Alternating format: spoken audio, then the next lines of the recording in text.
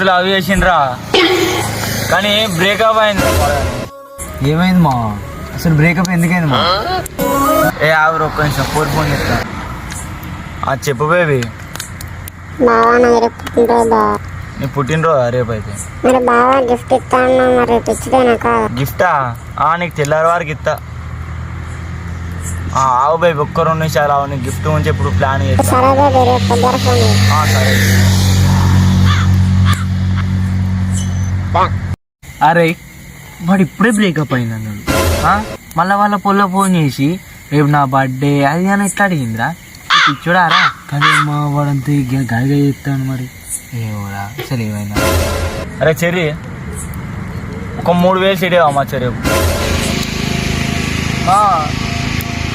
నేనే ఇలా క్యాటరింగ్ పోయిన పైసలు తెచ్చిన ఏదో మీరు అడిగిర్రు అని. నా దగ్గర 3000 ఉంటాయారా?